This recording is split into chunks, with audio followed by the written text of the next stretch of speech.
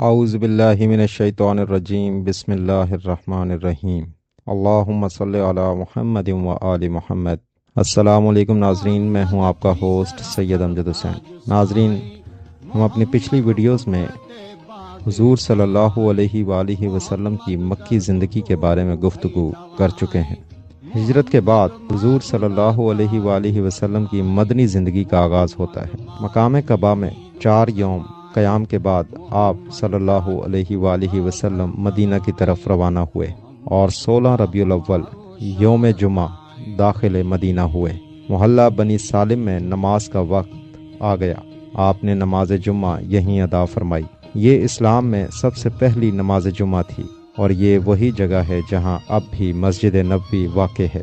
مدینہ میں داخلے کے بعد آپ نے سب سے پہلے ایک مسجد کی بنیاد ڈالی جو کمال سادگی کے ساتھ تیار کی گئی۔ اس کی زمین ابو ایوب انصاری نے خریدی اور اس میں مزدوروں کی حیثیت سے دیگر اصحاب کے ساتھ حضرت صلی اللہ علیہ وآلہ وسلم بھی کام کرتے رہے۔ مسجد کے ساتھ ساتھ حجرے بھی تیار کیے گئے اور ایک مسجد کا چبوترا جسے صفہ کہتے تھے، یہی وہ جگہ تھی جہاں 9 مسلم ٹھہرائے جاتے تھے۔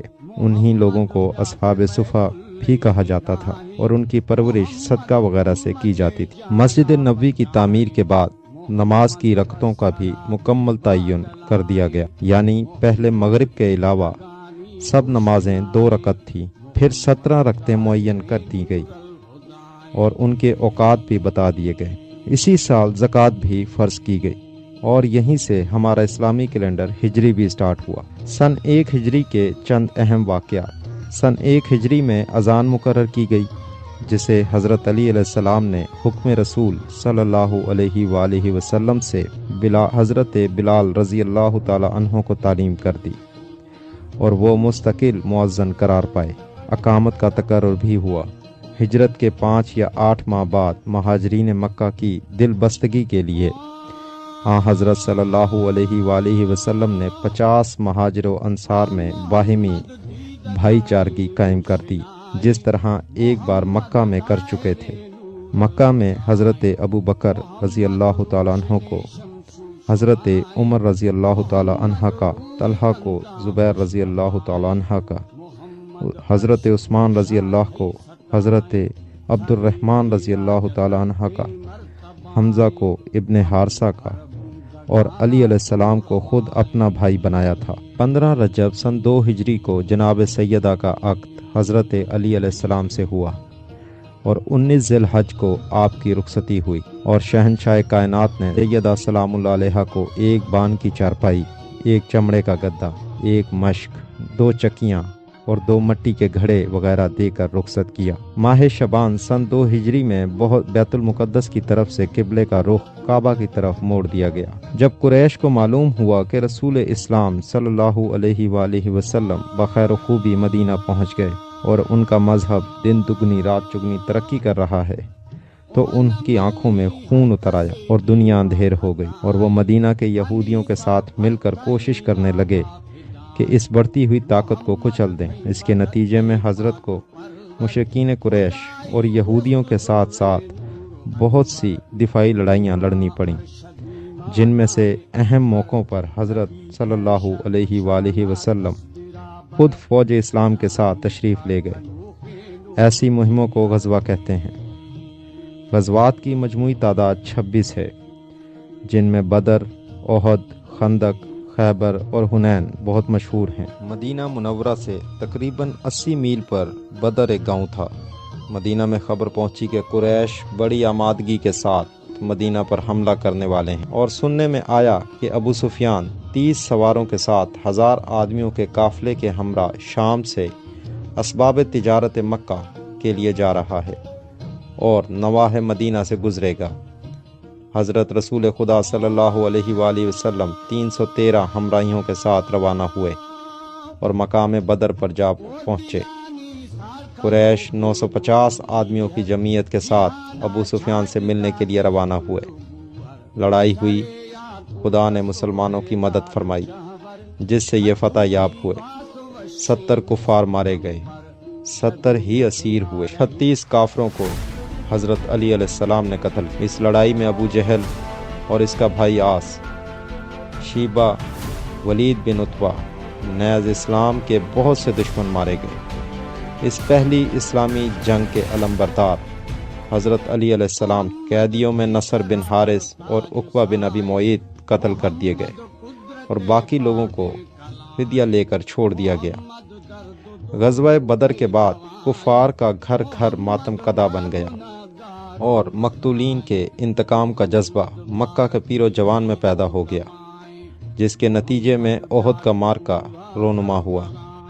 یہ جنگ ماہ رمضان سن 2 ہجری میں واقع ہوئی۔ اسی 2 ہجری میں روزے بھی فرض کیے گئے اور عید الفطر اور عید الاضحیٰ کے احکام آئے اور خمس بھی واجب کیا گیا۔ سن 3 ہجری کے چند اہم واقعات۔ جنگ بدر کا بدلہ لینے کے لیے ابو سفیان نے 3000 کی فوج سے مدینہ پر چڑھائی کی۔ ایک حصے کا اکرمہ ابن ابی جہل اور دوسرے کا خالد بن ولید سردار تھا۔ حضرت صلی اللہ علیہ وآلہ وسلم کے ساتھ پورے 1000 آدمی بھی نہ تھے۔ احد پر لڑائی ہوئی جو مدینہ سے 6 میل کے فاصلے پر۔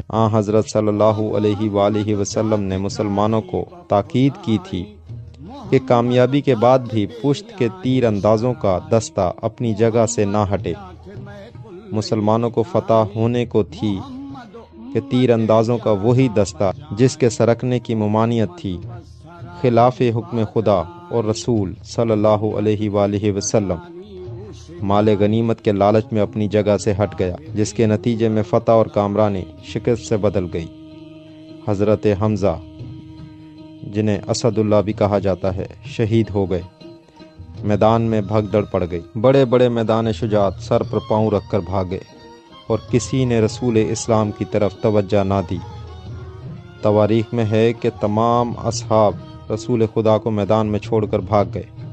صرف 3 صحابی رہ گئے، جن میں حضرت علی علیہ السلام اور 2 اور تھے۔ قرآن مجید میں ہے کہ یہ سب بھاگ رہے تھے اور رسول کہہ رہے تھے کہ مجھے تنہا چھوڑ کر کہاں جا رہے ہو، مگر کوئی منہ پھیر کر نہ دیکھتا تھا۔ جب سب بھاگ رہے تھے تو حضرت علی علیہ السلام محو جہاد تھے اور تحفظ رسالت بھی کر رہے تھے۔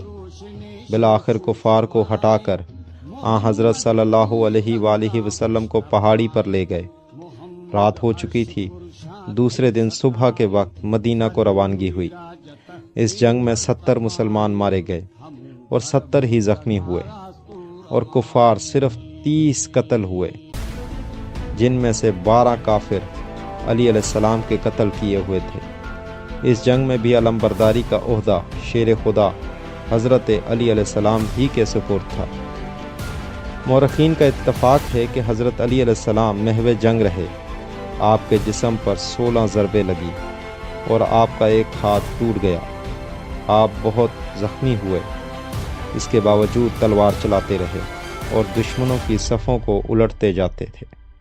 اسی دوران حضرت صلی اللہ علیہ وآلہ وسلم نے فرمایا، علی تم کیوں نہیں بھاگے؟ حضرت علی علیہ السلام نے عرض کی، مولا کیا ایمان کے بعد کفر اختیار کر لوں؟ مجھے تو آپ پر قربان ہونا ہے۔ اسی موقع پر حضرت علی علیہ السلام کی تلوار بھی ٹوٹی تھی اور آپ کو ذوالفقار دستیاب ہوئی تھی۔ کثیر تواریخ میں ہے کہ دشمنان اسلام کی عورتوں نے مسلم اموات کے ساتھ بہت برا سلوک کیا۔ امیر معاویہ کی ماں نے مسلمان لاشوں کے ناک کان کاٹ دیے اور ان کا ہار بنا کر اپنے گلے میں ڈالا اور امیر حمزہ کا جگر نکال کر چبایا۔ اسی لیے ہندہ کو جگر خوارہ بھی کہتے ہیں۔ حضور صلی اللہ علیہ وآلہ وسلم مدینہ میں تشریف لائے تو تمام مدینہ ماتم کدا تھا۔ آپ جس طرف سے گزرتے تھے گھروں سے گریہ کی آوازیں آتی تھیں۔ آپ کو عبرت ہوئی کہ سب کے عزیز و اقارب گریہ داری کا فرض ادا کر رہے ہیں، لیکن حمزہ کا کوئی رونے والا نہیں ہے۔ رکعت کے جوش میں آپ کی زبان سے بے اختیار نکلا، افسوس حمزہ کو رونے والا کوئی نہیں۔ انصار نے یہ الفاظ سنے تو تڑپ اٹھے۔ سب نے جا کر اپنی عورتوں کو حکم دیا کہ وہ دولت قدا پر جا کر حضرت حمزہ کا ماتم کریں۔ حضرت صلی اللہ علیہ وآلہ وسلم نے دیکھا کہ دروازے پر पर्दा नशीनान की भीड़ थी और हमज़ा का गिरिया बुलंद था। इनके हक़ में दुआए खैर की और फरमाया, मैं तुम्हारी हमदर्दी का शुक्रगुजार हूँ। ये जंग 15 शव्वाल सन 3 हिजरी में वाक़ हुई थी। नाज़रीन, सन 3 हिजरी में हज़रत इमाम हसन अलैहिस्सलाम का भी ज़हूर हुआ था और रसूल खुदा सल्लल्लाहु अलैहि वसल्लम का निकाह हिफ्सा बिनते उमर के साथ भी हुआ। नाज़रीन, हम अपनी इस वीडियो का यहाँ इख्तिताम करते हैं। अगली वीडियो में मज़ीद आपको हुज़ूर सल्लल्लाहु अलैहि वसल्लम की मदनी ज़िंदगी के बारे में बयान करेंगे। अगर अभी तक आपने हमारा चैनल सब्सक्राइब नहीं किया तो आपसे गुजारिश है कि सब्सक्राइब कर लें ताकि आइंदा आने वाली वीडियोस का नोटिफिकेशन आपको मिलता रहे। दुआओं में याद रखिएगा। अल्लाह निगहबान।